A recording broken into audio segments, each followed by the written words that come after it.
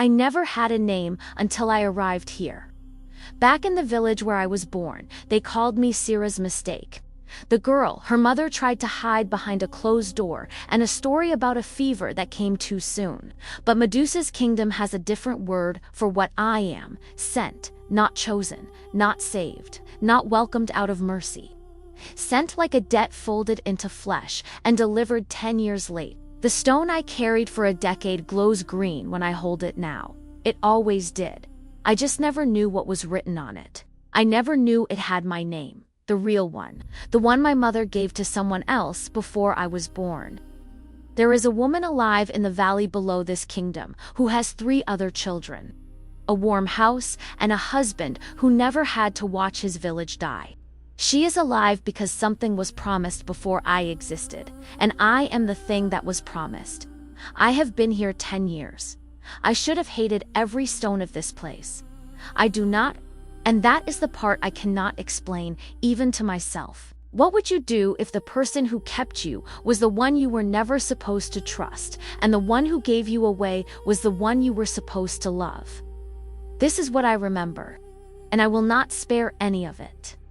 If this story pulled you in, like the video and follow Medusa's Memories. Tell us, what state are you listening from? The gate was iron and green moss, and the kind of silence that does not feel empty. It feels like someone already said everything there was to say here, a long time ago, and now the air is just holding the echo. I was 7 years old when I arrived at that gate. I remember the weight of the bag on my back. The leather straps were too long for me, and they crossed my chest in an X. Like someone had drawn a target over my heart before sending me forward. I remember the stone in my right pocket, smooth and warm and green dark, the way river glass looks when you hold it to the light. My mother had pressed it into my palm that morning without looking at me. Her fingers were shaking. I thought she was cold. I did not understand then that hands shake like that when the thing they are doing cannot be undone. The gate opened before I knocked. Not slowly, it swung back with the kind of ease that said it had been expecting me. Not me specifically, maybe, but something like me, a child at the border between what she came from and what she would become. The moss on the iron didn't tear. It moved with the gate, slow and soft, like it was breathing. A woman stood on the other side. Not Medusa. I did not see Medusa for 10 years. This woman was short and had silver braids piled high on her head and eyes. That were the pale gray of winter sky just before snow decides to fall. She looked at me the way people look at a document they have been waiting to receive, not warmly, but with recognition. "You are Lyra," she said. It was the first time I had heard that name used for me without contempt. Back in Vethra, the village where I was born, where the houses are built of pale stone and everyone knows what everyone else owes, my name was said like an apology. "Lyra, come inside before someone sees you. Lyra, be quiet, that is not your question to ask. Lyra, you look too much like your mother when she was young, and that is not a compliment." Here, this woman with the silver braids said it like it was a fact. Solid and real, and belonging to the air between us. "I am Lyra," I agreed. She did not smile. She stepped aside and let me in. The kingdom of Medusa does not look the way stories describe it. I had heard stories, even in Vethra. Every child had the realm where the immortal queen lives is a place of stone and venom, and women who went there and never came back. The stories were wrong, the way all stories that come from fear are wrong. They describe the shape of the thing without ever understanding why the shape is what it is. What I walked into was a city. A real one, with streets made of dark gray stone that had been worn smooth by decades of feet. With market stalls selling bread and dried herbs and clay pots full of oil. With children, actual children, not just me running between the adults' legs and laughing. The buildings were old but well kept. The windows had glass. There were gardens. I had expected a dungeon. I found a neighborhood. The woman with silver braids did not explain. She walked me through the streets, at a pace that assumed my legs would keep up.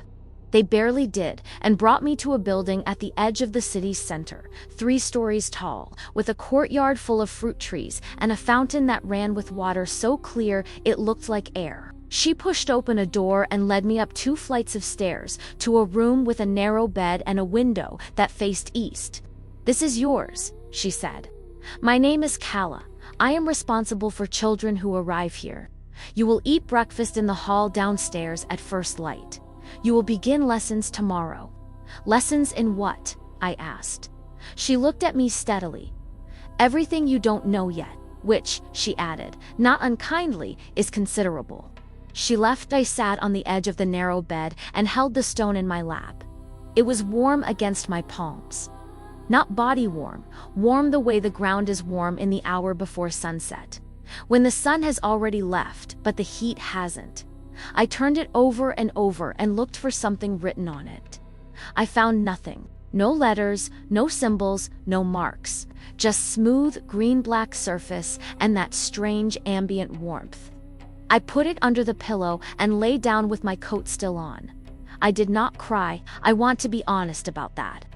I was 7 years old and I had been left at a gate by my mother and put in a room by a stranger, and I did not cry. I have thought about that since, in the years that followed, and I have concluded one of 2 things is true. Either I was a child with unusual self-control, or I was a child who had already understood, somewhere below thought, that crying would not bring back what had walked away from me. I think it was the second thing. The lessons began the next morning. Kala was right. I did not know much. I knew how to read, barely. The way children in villages learn, haltingly, with gaps, enough to parse a market sign, but not enough to hold a long text. I knew basic arithmetic. I knew the names of the plants that grew near Vethra, and which ones were safe to eat, and which ones were not. I knew that my mother had a cough that got worse in winter, and that my father had left when I was 3, and that the women in the village looked at me sometimes with a pity that felt too specific to be accidental. I did not know history. I did not know philosophy. I did not know the science of growing things, or the mathematics of structures, or how to write in the formal register that the kingdom used for its records.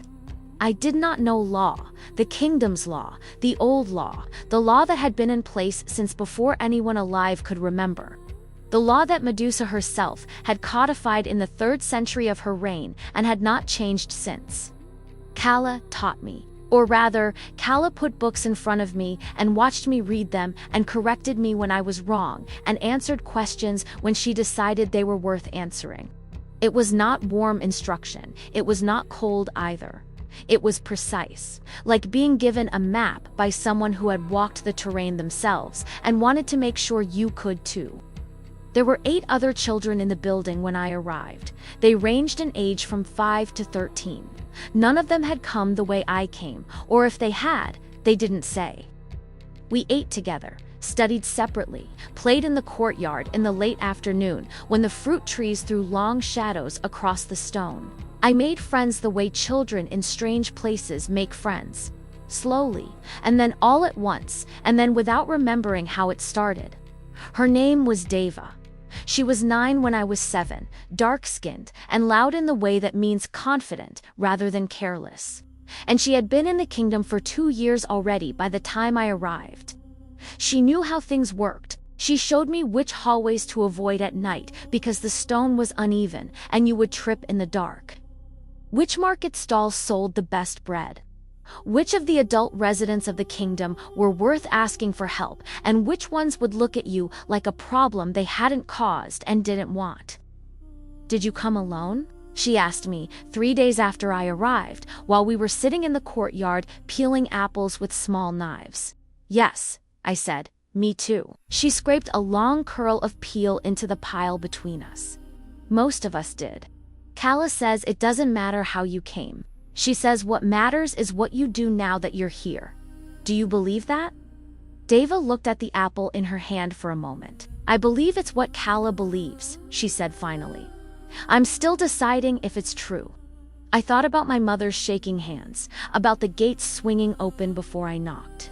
"Me too," I said. The years passed, not slowly. The way years are supposed to pass when you are young and everything is new, they passed like water over stone. Consistent and wearing, each one leaving the next one slightly smoother than before.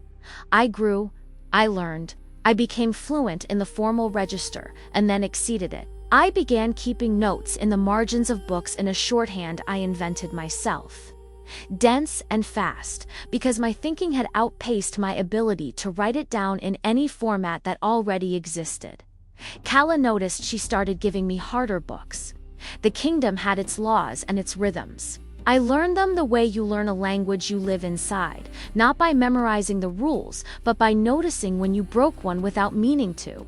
The main laws were simple in their structure and severe in their application. No resident could leave without permission from the Queen's office, not because anyone would be stopped, but because the permission was part of the record, and the record mattered. Children who arrived as minors remained under Calla's care until they turned 17. After 17, they were residents, not wards, and had full rights of movement and work and petition. I turned 17 in the early spring of my 10th year in the kingdom. 3 days later, Calla came to my room with a folded piece of paper sealed in dark green wax. The seal was a serpent biting its own tail. I had seen that seal on official documents before, on the records kept in the hall's archive room, on the formal letters posted throughout the kingdom when something changed. I had never received one addressed to me. "The Queen has requested your presence," Calla said. She said it in the same tone she used for everything, precise, without inflection, but her eyes held something I had not seen in them before. Not worry, exactly.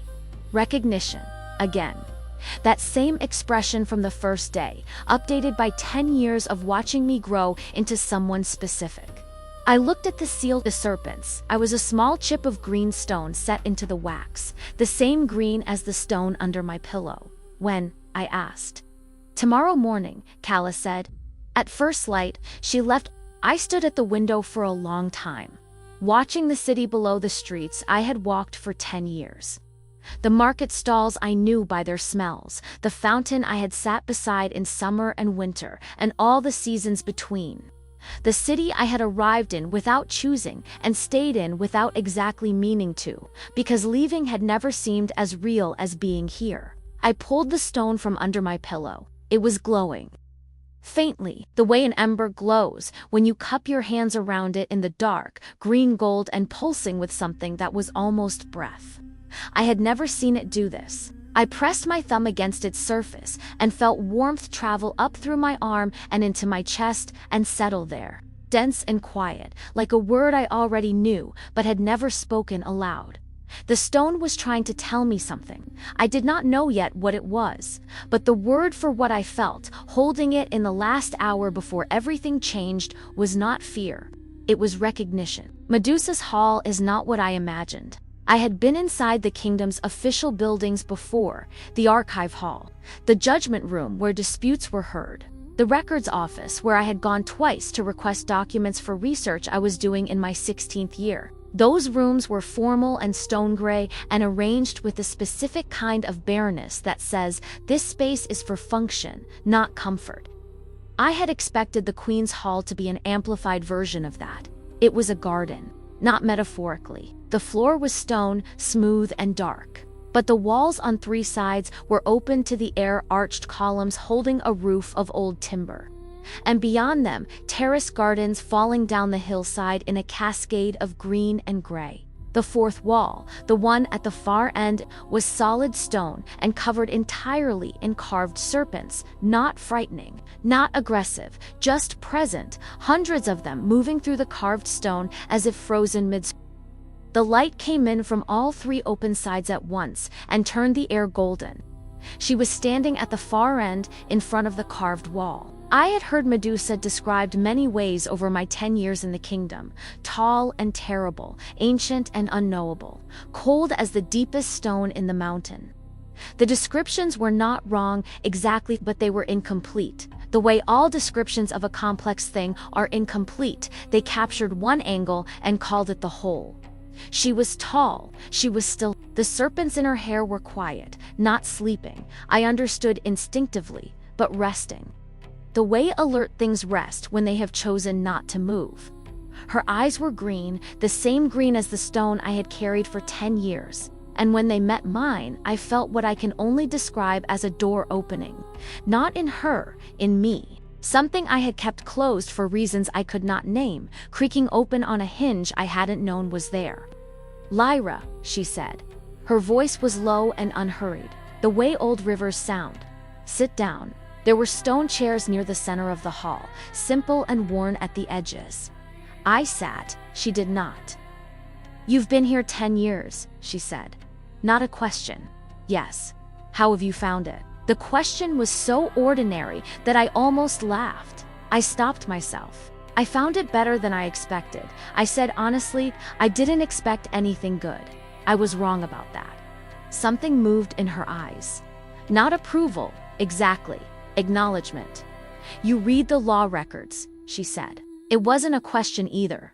I hadn't thought anyone had noticed the weeks I had spent in the archive room in my 16th year. Going through the oldest documents in the collection, the codified laws from the 3rd century, the case records, the amendment pages where Medusa herself had written in the margins in a handwriting that was dense and fast and did not seem to have changed in 300 years. "Yes," I said. "You found the section on debt packs. The air in the hall changed. Not the temperature, the weight of it. The way a room changes when someone says the thing no one was supposed to say first. I found a section about agreements made before a person's birth that bound them in absence of their consent." I said carefully. I didn't understand it fully. The language was older than what I'd been taught. "You understood enough," she said. "Or you will now." She came to the chair across from me and sat. Up close, the serpents in her hair were watching me, small heads lifted, eyes like chips of dark glass. I held very still, not from fear, from the same instinct that makes you go quiet in the presence of something old enough to have no reason to pretend. "Your mother's name was Sira," Medusa said. "She came to me 20 years ago. She was 22 years old, and her village was dying of a sickness I could stop. She asked for intervention. I told her the cost. She agreed. The stone in my pocket was warm enough now that I could feel it through the fabric of my shirt." "The cost," I said. My voice was level. I was proud of that. The first female child born of her blood, delivered to this kingdom before her 7th birthday, to be raised here, to belong here. Medusa paused. "To be mine, not as property, as responsibility, as someone this kingdom would owe something to, for being the payment for something she didn't choose." I looked at her. "Owe me what?" "Everything you've received here," she said. "The education, the safety, the years," a pause, "and the truth. When you were old enough for it to mean something rather than simply wound you." I sat with that for a long moment. Outside, in the terrace garden, something moved through the leaves, a bird or the wind, or both. The carved serpents on the wall behind her seemed to lean forward almost imperceptibly. "She agreed," I said finally. "My mother agreed to give you her first daughter. She did. And then she had me. And then she had you." I reached into my pocket and put the stone on the flat stone surface between us. In the golden morning light of the hall, it glowed steadily, pulsing like something with a heartbeat. Medusa looked at it with an expression I couldn't name, not grief, not satisfaction, something older than both. "She gave me this," I said. "The morning she left me at the gate, I know I gave it to her, 20 years ago." She reached out and placed one finger on the stone's surface. The glow brightened. "It has your name on it, your real name, the one she gave to you before you were born, in the hour when she made the agreement. She couldn't say it afterward. It belonged to here. P1 paid. The stone carries Lyra's original name, the name given to the promise before the person existed." The room felt very small suddenly, or I felt very large inside it, too large, taking up more space than I had any right to take. "I want to see her," I said. The words came out before I had decided to say them. "My mother. I want to see her." Medusa did not look surprised. She looked, if anything, like she had been waiting for this specific request. this specific morning, and had already decided what she would do with it. "You have that right," she said. "You've been a resident since your birthday 3 days ago. You can go where you want, with the standard travel documentation. I will not stop you." "But, no, but," she said, "only a fact. What you find there will not match what you've built here. And what you've built here cannot be unbuilt by what you find there. Those are two separate things." She looked at me steadily. "The question is whether you want them to be separate or whether you need them to be the same." I didn't answer. I couldn't. The question was too true for a fast answer. I took the travel documents that afternoon. I left before dawn the next day. The road from the kingdom to Vethra takes 3 days on foot. I walked it in 2.5. Not because I was running, I was not running.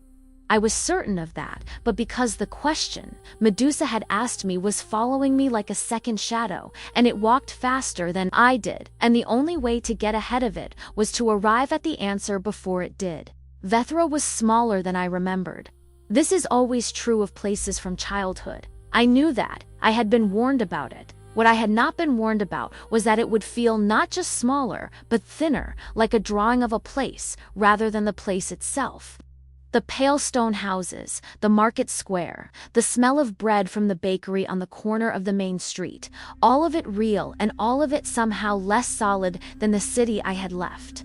I stood at the edge of the market square for a while, watching. No one recognized me. I was 17 and I had been 7 when I left, and people rarely maintain the image of a child who was gone for that long. I was taller, older, darker under the eyes from 2 nights of walking, wearing clothes that were clearly not from here. I found my mother's house by the process of asking for the house of the Ellis woman who had once lived near the gate on the North Road. The third person I asked pointed me to a house on the east side of the village, well kept. White walls, a garden in front with herbs growing in neat rows. Not rich, but prosperous. Comfortable. I knocked. A woman opened the door. She was in her early 40s, dark-haired, going silver at the temples, with a face that I recognized in the way you recognize a face in a mirror, not from memory, but from resemblance to your own. She looked at me. Her face went very still. "Lyra," she said. The way she said it was nothing like the way Kala had said it 10 years ago, where Kala's version had been a statement of fact. My mother's version was something else entirely. It was said like a sin remembered, like a name written in a ledger that you have spent 10 years hoping no one would ever read aloud. "May I come in?" I said. It was not a question. She stepped aside. The house was clean and warm. There were drawings on the walls made by small hands to children's worth of drawings, maybe 3. A pair of child's shoes by the door.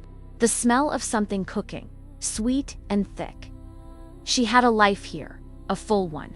I took this in without judgment. I was not ready to judge yet. I was still in the stage of collecting evidence. We sat across from each other at her kitchen table, the way I had sat across from Medusa that morning, and the parallel was not lost on me. "You know," she said, "it wasn't a question." "I know," I said. "Tell me the rest." Her hands were on the table. They were not shaking. That was the first thing that hit me. They were not shaking. 10 years ago they had shaken when she pressed the stone into my palm. Now they were flat and still on the wood, and she looked at me with something that I would spend years trying to name correctly. It was not guilt. That was the wrong word for it. It was something more like resolution. The face of a person who made a decision they could not unmake and had, at some point between then and now, stopped asking themselves if they could. "The village was dying," she said. 43 people. By the time I went to her, 12 were already gone. I was 22. I thought I was doing the only thing that could be done. And the price, I agreed to it, she said simply. I didn't think I would have a daughter. Or I thought, I don't know what I thought, that it would be a different kind of life for her. Better. She paused. And it was, wasn't it? That question asked, not with cruelty, but with genuine inquiry. The quiet audacity of a woman who wanted the answer to be yes, so that the thing she had done could finally have been worth it. That question was the second thing that hit me. I thought of the library. of Kala's precise instructions, of Deva peeling apples in the afternoon light, of the 10 years of building something inside myself that I could actually stand on. It was I said. And then, what did you receive in exchange? Beyond the village's health, her hands tightened slightly on the table. Answer me, I said. Not loudly, just clearly. She looked at me for a long moment. Then she said, I received a promise that the child I gave would never come back to ask for anything I could not give. The air between us was very thin. Medusa promised you I wouldn't come back, I said. Yes, and I came anyway. Yes, she said. And for the first time, something that might have been feeling passed across her face, not relief, not sorrow, but something caught between the two. The expression of a person who has just discovered that the locked door they thought protected them was also the door keeping them in. You came anyway. I stood up. My legs were steady. I was surprised, again, by my own steadiness. This seemed to be a quality of mine, the ability to stay upright when the floor was tilting, and I had received it from no one in this house. I had to choose, destroy what she had built on the back of my absence, or leave, or something that was neither of those and required a clarity I did not yet have. I said, I will come back. Not to take anything. To finish understanding, I left before she could respond. I walked back by a different road. The return road to the kingdom cuts through the eastern hills rather than the valley, and it is longer by half a day but higher. And in the late autumn, the heights still hold the last of the season's warmth, while everything below has gone gray. I needed to be somewhere that still held warmth. I was not sure I carried any of my own. What Sarah had said circled in me, the way water circles a drain, not threatening to pull me down, but insistent, relentless, returning to the same point regardless of how I tried to walk away from it. The village was dying. I did the only thing that could be done, and the child I gave would never come back to ask for anything I could not give. Medusa had promised her that I turn this over for the entire first day. The ground under my boots was dry and crackling with dead bracken. The sky was the specific blue that only happens in late autumn to clear, to cold at the edges. Beautiful in the way that things are beautiful when they know they are about to end. Medusa had promised Sarah peace from me, and then she had waited 10 years and called me to her hall and told me the truth. Why? The question settled into me and wouldn't leave. Not an accusatory question. I had examined Medusa's face in that hall and found no manipulation there, no maneuvering, no sign of someone who enjoyed the unraveling of things. What I had found was the face of someone fulfilling an obligation that cost something. Not to her, to both of us. The woman in Vethra, with her flat, still hands, and her kitchen, and her other children, and the woman walking these hills, who had been someone's payment, and had never, until 3 days ago, known it. On the second day, I stopped at a stream to fill my water bottle, and found myself sitting on a rock in the cold morning with my hands in the current. Not feeling anything, just feeling the water run over my palms, and I thought, I am angry. Finally, plainly, simply angry at Sarah, at the deal. At the fact that a village I have never seen and will never know was worth more to my mother than I was. And then, underneath the anger, something harder and quieter. I am not surprised. I had known, in the wordless way, that children who are not wanted know it before they have language for it. The women in Vethra, looking at me with that tie-specific pity. The door I was told to stay behind. Lyra, be quiet, that is not your question. The shaking hands at the gate, not grief, I understood now, not love. The shaking of a body releasing something it had been holding for 7 years. Relief. My mother had felt relief when she gave me away. I sat at the stream for a long time. Then I filled my water bottle and kept walking. I arrived back at the kingdom on the evening of the 3rd day. The gate was closed. It was past the trading hour, but I had my travel documents and the gatekeeper let me in with the particular incuriosity of someone who has let many people through many gates and finds none of them remarkable. The city smelled like wood smoke and the last of the autumn herbs.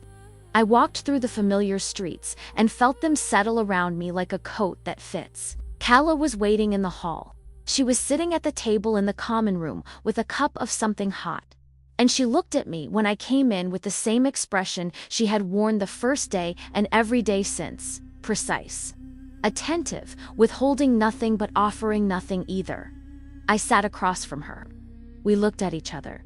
"You went to see her," Kala said. "Yes. And she confirmed everything." I paused. She also told me that Medusa promised her I wouldn't come back. Kala's expression did not change. But something behind it shifted, the way a face shifts when it has been holding a specific weight for a long time and someone has finally named the weight. "Yes," she said. "That was part of the original arrangement, and Medusa called me to her hall anyway and told me everything." "Yes, why?" Kala looked at me for a moment, and then she did something I had not seen her do in 10 years. She set down her cup and folded her hands on the table with the deliberateness of someone who has decided to be fully present for whatever comes next. Because, she said, the promise to your mother was made to protect your mother. You were a child when you arrived. It would have served nothing and cost you everything to know the truth. At 7, at 12, at 15, even, but you turned 17 3 days ago and you read the law. Records in your 16th year, and you asked questions in the margins of things that no one else thought to ask. And Medusa decided you had become someone who could hold the truth without being broken by it. That's not an explanation, I said. That's a description of timing. Why tell me at all? The promise was made. It could have held because, Kala said very quietly, a life built on a lie you haven't been told is still built on a lie. And Medusa does not build on lies. A pause. She has many flaws. That is not one of them. I went to see Medusa the next morning. She was in the garden this time, the terrace garden that fell from the hall, working with her hands in the soil at the base of a stone wall. The serpents in her hair were more active in the open air, moving with a slow organic energy, tasting the light. She looked up when I approached, and she looked like what she was, something very old that had chosen, for reasons of its own, to keep tending things. You promised her I wouldn't come back, I said. I stood at the edge of the garden path, not advancing, not retreating. You broke your promise. She sat back on her heels. I kept my promise to her, she said. I promised she would not be troubled by you. You came of your own choice. As an adult, without my encouragement. That is a different thing. You gave me the truth specifically, so I would go. I gave you the truth because you had the right to it, she said. Her voice was even, but not defensive, the voice of someone stating a position they have already fully examined from all sides and are not going to move from. What you did with it was yours to decide. It was always going to be yours to decide. I stood in the garden in the cold morning air and looked at her and felt the anger and the understanding of the past 3 days pressing against each other like two hands pushing from opposite sides of the same wall. She felt relief, I said, when she gave me away. I know it. I knew it as a child. She felt relief. Medusa looked at me steadily. Yes, she said. I know. That is the thing I cannot. I stopped. Try it again. I can understand the deal. I can understand the village dying and the desperation and the calculus of 43 lives against one future child. I can hold that and not break from it. What I cannot, another stop. The wall inside me was not breaking. It was expanding, making room for something too large. And the structural protest of that expansion was what I had been mistaking for tears for 3 days.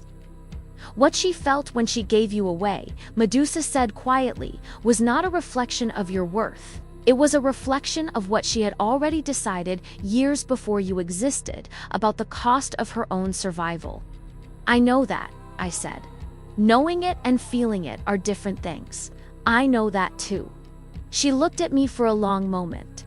Then she did something I had not expected. She moved her hand once, slow and deliberate, over the soil in front of her. The serpents in her hair stilled. The morning air did not change temperature, but it changed quality, the way air changes. quality in the moment before rain finally falls after a long drought, that particular held breath of relief. "What do you want to do?" she asked, simple, direct. The same question she had given me 10 years of preparation to answer. I looked at the kingdom around me, the city I could see from the garden's edge, the rooftops and the market square and the fountain and the library where I had spent 1,000 hours building something that belonged to me and no one else. The place that had received me as a payment and had then systematically and without fanfare made good on the debt by giving me everything it owed. And I looked at Medusa, old and patient and still, with soil on her hands and the weight of centuries in her eyes. And the particular way she was watching me, not like a queen watching a subject, not like a creditor watching a payment. Like someone who had been responsible for a life and was now watching that life choose itself. I had choices. I could go back to Vethra and tear the comfortable truth out of Sira's quiet life. Not from cruelty, but from the honest need to be witnessed in my damage by the person who had made it. I could leave the kingdom entirely, now that I was a resident with travel rights, and build something in a third place that belonged to neither of the two women who had shaped me. I could stay. The first choice would cost Sarah something she did not have a capacity for repair, that her flat, still hands had told me clearly was no longer in her. Second choice would cost me the only thing I had built that was actually mine. The third choice cost something too, but it was the only cost I could see clearly enough to pay. "I want to stay," I said. "I know," said Medusa, "but I need you to tell me one more thing." I held her gaze. "When the pact is fulfilled, when I've been here however long the agreement required, what happens? Am I free? Or is there another term I don't know about?" Her expression didn't shift in the way I'd expected. She didn't look calculating or evasive. She looked, for a moment, almost sad. "The pact was fulfilled the day you turned 17 and became a resident," Medusa said. "You have been free for 6 days. I simply hadn't told you yet." She paused. "I was waiting to see what you would do with the truth before I told you what it cost me to give it to you." The world did not change. The garden was the same garden. The city was the same city. But the weight of the last 10 years shifted, slowly, like tectonic plates, and settled into a shape I had never felt them take before. Not lightness, not relief. Something older than both. Ground. 3 months after that morning in the garden, I had a room with better light. Kala had offered it without preamble, the way she did everything appearing at my door one Tuesday, with a key in her hand and the information that the room at the end of the east corridor, the one with the window that faces both north and east and gets light from first dawn until midday, had become available. I did not ask why. I took the key. The room was larger than my old one. The window was exactly what she'd described. In the mornings, I would sit at the desk beside it with whatever I was reading and watch the light move across the city below, the slow gold of early morning, the sharper white of mid-morning, the particular suspension of light that happens in the hour before noon, when everything is fully lit and nothing casts a long shadow. I had begun working, not studying. I had been studying for 10 years, working. Kala had put me in the archive room officially, as an assistant to the woman who maintained the kingdom's historical records. Her name was Preethis D. She was somewhere past 60, with ink-stained fingers and the absolute conviction that the way a document was organized was a moral question, not a practical one. We got along well. I learned more about the kingdom's history in 3 months with Preethis than I had in 10 years reading it on my own. Because Preethis knew what the documents didn't say. Every archive has a gap between what is recorded and what happened. The gap is where the actual history lives, in the kingdom's records. The gap was specific and consistent. Medusa herself appeared only in official functions, the law, codifications, the judgment records, the formal correspondence with other powers. Everything personal was absent, not redacted, simply never written down. "She doesn't permit personal records," Preethis told me one afternoon, without looking up from the document she was repairing. "Not her own." She says what is documented becomes what is remembered, and what is remembered becomes what is true, and she doesn't want to live inside a document. I thought about this for a long time. I thought about Sira's house, the drawings on the walls, the herbs in the garden, the well-documented life built on the fact of a daughter who was officially gone. And I thought about the kingdom's archives, full of law and judgment and change. And this one deliberate gap at the center, the woman who ran it all, living in the space between records. Do you know? I asked Preethis, carefully, why she called me in. After 10 years, Preethis looked up then. Her expression was the expression of someone who has known something for a long time and has been patient about waiting for the right moment to share it. She did it for every child who came here as a debt-pact payment, she said. Always at 17. Always told the full truth. Always given the choice. A pause. In all the centuries I've been in this archive, not one of them chose to leave permanently. I was quiet for a moment. How many have there been? 9, Preethis said. Including you. 9 lives received as payment for other lives. 9 children who had grown into adults in this city and been given the truth and then the choice, and 9 who had stayed. I turned this over in the way I turned everything over, slowly, finding the shape of it, testing the weight. Not a dungeon, not a sentence, a practice, consistent across centuries of receiving what was owed and then making good on it. I went to see Medusa again, not because I needed to. I was not in the habit of needing. I had learned to be cautious of that word, but because there was something unfinished between us that had been sitting at the edge of my thinking for 3 months. Quiet and patient, waiting. She was in the hall. The garden had gone dormant for winter. The terraces outside the open arches were gray-brown and frost-touched, beautiful in the specific way of things that are resting rather than dead. She was reading an old book, bound in something I couldn't identify. Held flat on the stone surface beside her, with one hand, while her other hand was busy with something small I couldn't see from the doorway. She looked up when I came in. I crossed the hall and sat in the same chair I had sat in 3 months before. And the stone between us was not there this time. It was in my room now, on the windowsill, and in the morning it caught the first light and held it. The way it had always held warmth, now finally in a place where I could see what it was doing. What does it cost you? I said. Keeping the truth this long and then giving it. Medusa set the book down. She looked at me with the full attention that I had noticed was a specific thing she did.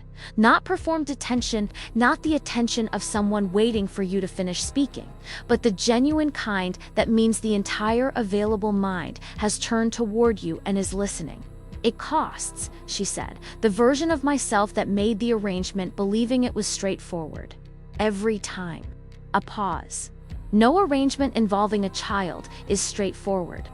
I knew that. I know it more thoroughly with each one. But knowing it doesn't make the arrangement unnecessary. It makes it important to do carefully. The village was dying, I said. I was not defending Sarah. I was tracking the truth of the situation, the way Preethis had taught me to track a document from all sides. To all its edges. 43 people, yes, and you could stop it. I could always stop it, she said, with a weight that made it clear this was not a simple sentence. The question was never whether I could. The question was what would make it sustainable, what would bind both parties to the agreement in a way that meant it would hold through the years and the forgetting and the convenience of not remembering what was owed. A child, I said. That's what bound it. A life, she said. That is different from a child. A child is a temporary state. A life is what a child becomes. She looked at me. I did not want Sira's child. I wanted a life that would be built here, that would belong here, that would become part of this kingdom because it had grown in it. Not a hostage, a citizen. The unfinished thing at the edge of my thinking clarified. It was not a question anymore. It was the shape of the answer I had been building for 3 months. One morning and one archive session and one quiet conversation at a time. Sira is my mother, I said, in the sense that she carried me and delivered me to a gate. She made the decision that brought me here before I existed. which means she shaped my life without knowing what she was shaping. I am connected to her the way a sentence is connected to the decision to speak. She is the beginning, and the beginning matters, and the beginning is also over. Medusa said nothing. She was listening. You are not my mother, I continued.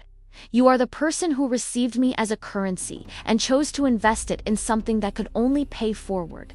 That is not a maternal relationship. I don't have a word for it yet, but it is the relationship I have, and I prefer it to a simpler one, because it is the true one. A long silence. Outside, frost moved on the dormant garden.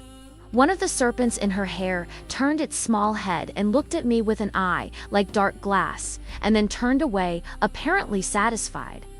What do you need from me? Medusa asked. Not deflecting, not offering, asking. I thought about it. Access, I said. To the records that don't exist, your personal history. Not to document it. I understand why you don't want that, but to understand the shape of the decisions you've made. Because I'm going to be here for a long time, and I want to understand the place I'm in. She was quiet for a moment. Then, what makes you certain you'll be here for a long time? Because I've been building something here for 10 years, I said, and it isn't finished, and the materials are here, and I don't know anywhere else where the materials are what I need. Another silence. Then Medusa reached into the folds of her kitten and set something on the stone surface between us. A key old iron, the teeth worn smooth with use. There is a room, she said, below the archive. Prithis knows where it is. She has been waiting for someone to ask for it. A pause. I should tell you, the records in that room will change how you understand everything you've read so far. Some of what is in there is difficult. Some of it will make you angry, and not only at Cyril. I looked at the key, then I looked at her. I know what to do with anger, I said. I've been practicing. She almost smiled. The serpents stirred. I took the key. This is what I know now, in the year I am telling this from, some years. After that winter morning, Ciro remarried and has 3 children who do not know I exist. She kept the garden going. She does not mention my name. She has the quiet life of someone who paid a price and received, in exchange, the right not to think about what the price was. I do not resent her. That is not heroic. It is not a virtue I cultivated through discipline. It is simply the natural consequence of building something so solid that the ground I came from is no longer the ground I stand on. Deva went to study in the eastern cities and came back with a husband and a practice, as a physician, and a habit of making too much bread on Sundays. Kala retired from the ward management and now teaches formally, which she is better at because she no longer pretends she isn't teaching. Prithis and I have been through the sub-archive room and back, and what I found there changed me in the specific way that understanding changes you. Not by giving you new feelings, but by giving the feelings you already had somewhere to live. And Medusa is in the garden in the mornings when the light is good. And sometimes I bring her tea and she does not thank me and I do not require it. And we talk about what was and what is and what the difference is, and the serpents in her hair are calm in the morning light. And the city below the garden is full of the ordinary sounds of people living inside a life that is theirs. I was sent here. I know that it is the beginning of the story, not the story. What happened after I arrived, that is what I am. There is a room in this kingdom that holds records no one was supposed to read. And on the night I finally opened it, I found my own name at the beginning of something that started centuries before I was born.